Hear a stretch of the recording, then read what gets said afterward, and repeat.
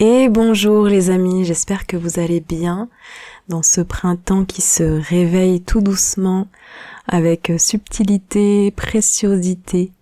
On se retrouve pour la nouvelle lune en Bélier qui est sous le signe de l'impulsion, de l'action, de l'initiation, du renouveau. Le Bélier, c'est vraiment l'énergie première et cette nouvelle lune nous invite à changer de regard, à nous engager dans de nouveaux choix, de nouvelles directions. C'est aussi la naissance, c'est l'éclatement des bourgeons, c'est la force guerrière. Voilà. Avant de rentrer un peu plus en détail dans cette guidance, on va faire un petit état des lieux. Nous venons juste de passer l'équinoxe, et ça a été une équinoxe de printemps assez particulière, un retour à la lumière qui nous a emmenés voir les dessous. Donc on a peut-être eu l'impression, et on est peut-être toujours dans ces énergies-là, avec une sensation d'avoir été renversé, retourné, comme si aussi le cours du temps s'était inversé. On a peut-être l'impression d'être un peu tiré en arrière, une sensation de régression, de retour comme ça en arrière, comme si on était rattrapé par quelque chose de lointain. Peut-être que pour certaines, il y a aussi une sensation de chaos, une forme de chaos, d'effondrement intérieur, voire même extérieur sur certains plans de votre vie.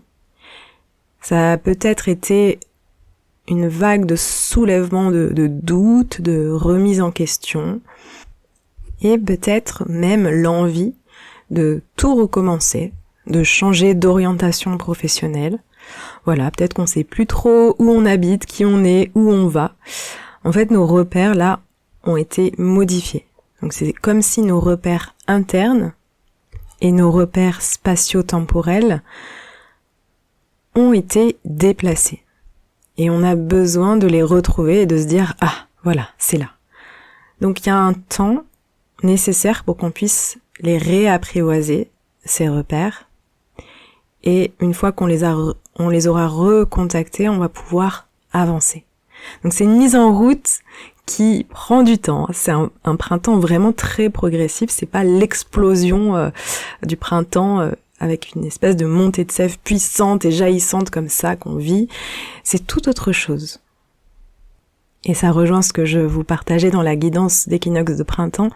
Tout comme on a passé plusieurs caps de mort cet hiver, on va aussi passer plusieurs caps de renaissance, vraiment par palier, une renaissance qui se fait de manière très progressive, qui s'installe en nous et dans nos vies.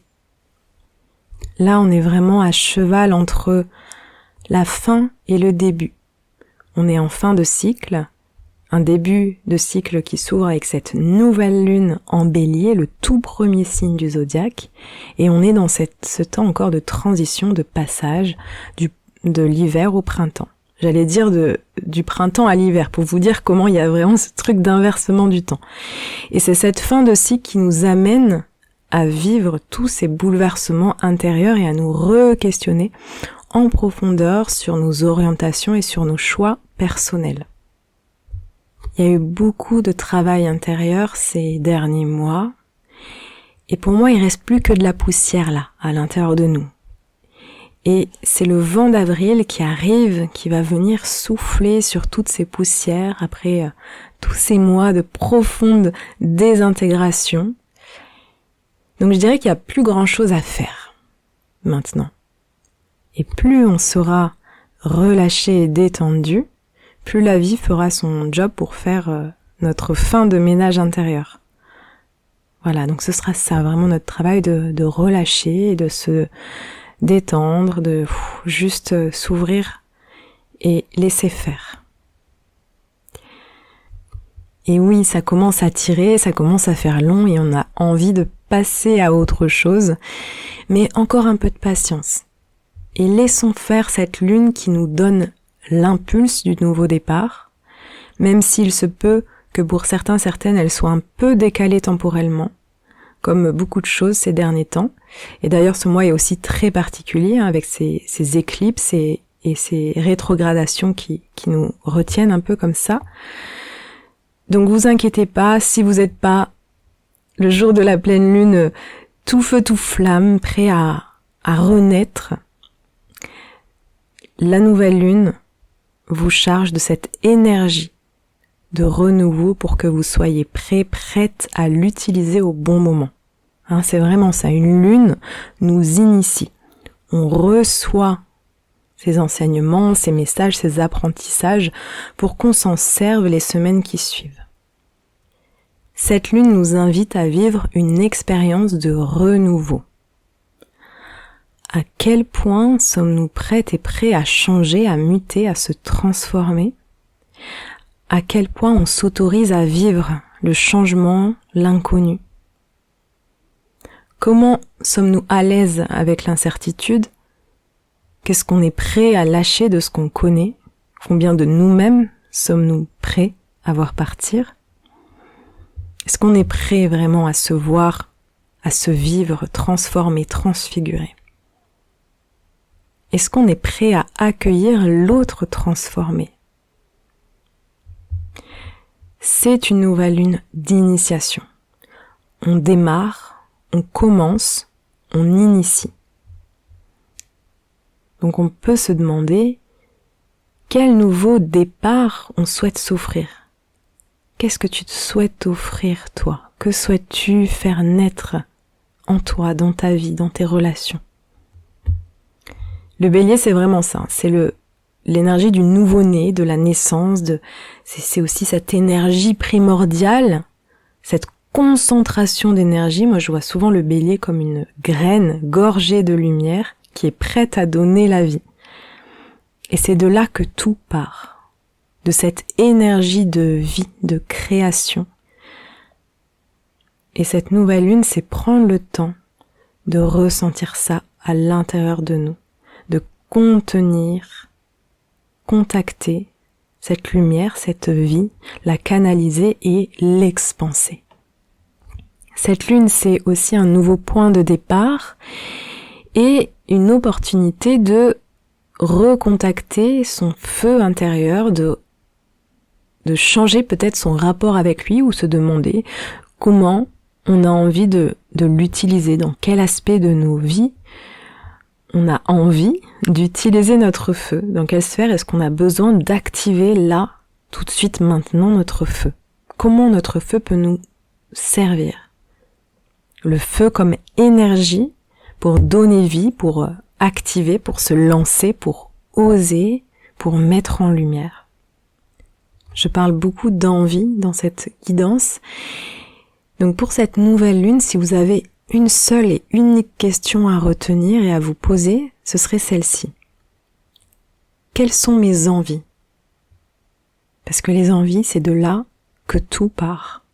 C'est ce qui nous met en vie, ce qui nous meut. Quelles sont mes envies? Et alors avec le bélier, je mettrai un petit point de vigilance. Attention en ce moment à la colère et à l'impulsivité. Un sacré bélier, sacrée force de tempérament. C'est difficile d'être modéré. Il y a vraiment ce côté tout feu, tout flamme, c'est tout ou rien. Donc attention aux emportements. C'est en même temps une énergie qui peut vraiment nous soutenir dans ce côté de force, d'impulsion, d'action immédiate comme ça. Il y a vraiment ce côté immédiat, court terme du bélier, qui peut nous servir en ce moment. Parce que pour moi, ça nous dit vraiment cette lune de capter l'énergie du moment.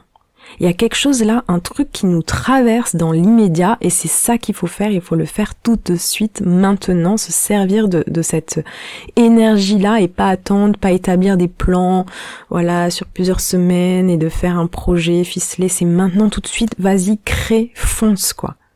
Et c'est vraiment ça qu'on est amené à expérimenter en ce moment, de savoir saisir cette énergie, cette force, cette envie du moment, s'en saisir et créer depuis. Y aller, yalla, yalla, yalla. C'est vraiment ça que ça nous dit. Dans cette énergie du maintenant, tout de suite, go. Nouveau départ, nouvelle page. Ayez confiance, c'est une période de choix aussi. Je vois aussi en vision beaucoup la carte de l'amoureux en ce moment, qui a besoin de faire un choix et d'oser faire des choix qui peuvent nous paraître insensés aussi. De pas avoir peur pour l'avenir, de pas avoir peur de se tromper de chemin, on se trompe pas, c'est le chemin, d'y aller, de suivre son cœur, de suivre ses envies. Cette lune, elle nous dit, tu peux y aller, tu peux marcher avec confiance, tu peux explorer de nouveaux territoires, tu peux affronter courageusement l'inconnu. Et confiance, et pleinement confiance en toi.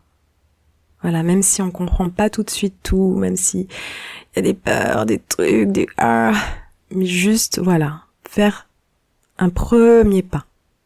Un micro-point sur la rétrogradation de Vénus en Bélier qui a commencé début mars, qui va se terminer un peu avant la mi-avril, qui met vraiment l'accent sur nos vies amoureuses et financières. Donc là, ces temps-là, c'est comme un focus pour nous retourner vers l'intérieur.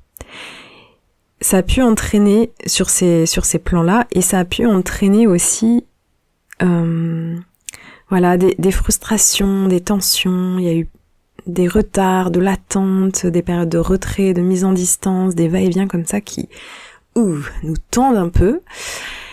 C'est un simple temps, entre gros guillemets, parce que ça peut aussi ne vraiment pas être évident pour certains et certaines, mais c'est aussi un temps pour s'extraire de la relation et s'en retourner au dedans. Vénus qui rétrograde en Bélier, le Bélier, c'est moi-je.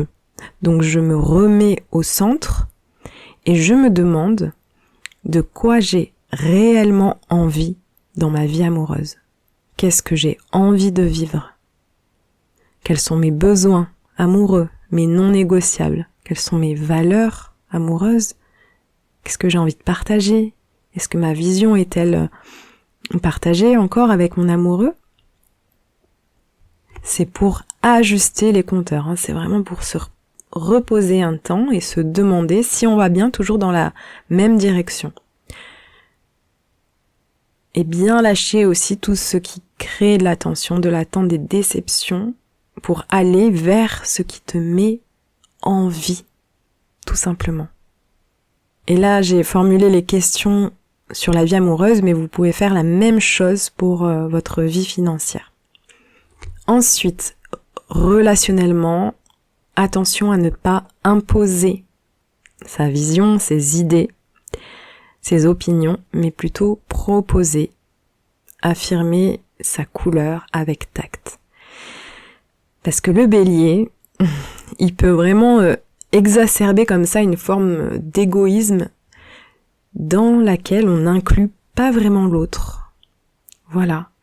Donc c'est chouette, et le Bélier est vraiment à notre service, au service de notre individualité, pour nous affirmer, nous exprimer, proposer sa couleur. Mais voilà, attention à ne pas dire c'est moi-je, et sans considérer que on est des êtres interdépendants et qu'on fait ensemble dans cet esprit-là de congruence, de communion aussi, et de pouvoir aller sur la montagne de l'autre et d'entendre, d'accueillir ce que l'autre vit, ressent, pense, etc. La dernière pleine lune en Vierge, ça a été un test pour savoir où nous en sommes sur la manière de poser nos limites et de savoir dire non. Donc, si on a passé ce test avec brio, on peut ressortir dans un yin et dans un yang empuissancé, qui nous met vraiment dans ce debout vertical, dans cette nouvelle verticalité. Et on continue, là on est vraiment dans la saison du Bélier, donc on continue à nous réapproprier notre force guerrière, à réintégrer le guerrier, la guerrière intérieure en nous. Et la vraie guerrière, le vrai guerrier a conscience qu'il est faillible. Et aussi le vrai guerrier, la vraie guerrière, sait se mettre en retrait dans un moment de vulnérabilité qui demande à être vécu, par exemple. Donc attention à ne pas mettre toujours son guerrier, sa guerrière sur le front. En fait, à un moment donné, cette part-là de nous-mêmes a besoin de se reposer. Donc c'est aussi travailler sur cet équilibre-là du guerrier en nous, de le faire intervenir quand c'est le bon moment, quand on en a vraiment besoin. Le reste du temps, il est en retrait, il se repose, quoi. Donc voilà, c'est cet équilibre-là qu'on travaille, et puis tout en parallèle, voilà, cultiver ce guerrier, cette guerrière intérieure, comment je suis le gardien, la gardienne de ma propre lumière. Comment je suis celui qui défend ses valeurs, qui pose ses limites de manière claire, qui sait dire non, qui assure sa sécurité, son autonomie, celle qui protège son espace personnel et intime, celle qui maintient son équilibre, celle qui se relève aussi toujours après une chute. Et en ce moment, ça nous parle aussi de ça, de la chute, de l'échec. Échec et mat. Il y a un truc un peu comme ça, de dualité entre l'échec et la réussite, et transformer nos échecs en réussite. Peut-être qu'on a connu ces derniers temps ce sentiment-là d'échec. Et qu'il s'agit là aussi de changer de regard sur l'échec. Déjà dans un premier temps de dissocier l'échec de soi-même. Je ne suis pas l'échec. Parce que souvent on a des pensées comme je suis nulle, j'ai pas réussi, etc., etc. Donc se désidentifier de ça. Parce que quand on fait ça, c'est notre confiance en nous-mêmes et notre estime qui en prend un coup. Voilà, on doute et puis on plonge dans des ressassements et dans des trucs un peu down. Alors qu'en fait, c'est juste un truc de mindset, de vraiment renverser ce truc et en fait, voir l'échec comme étant une expérience, comme étant une question qui nous permet d'opérer des changements, des transformations par rapport à un projet, une relation. Voilà, qu'est-ce que j'ai à améliorer? Et prendre ce temps-là pour faire les modifications, pour bifurquer, changer de direction, et surtout, ne pas douter de soi. Après un échec, continuer à croire en nos compétences, en nos talents, en notre potentiel. Nos échecs ne doivent pas remettre en cause notre valeur. Voilà, continuez à croire en vous, croire en vos forces, croire en vos rêves, croire en la vie, croire en vos relations.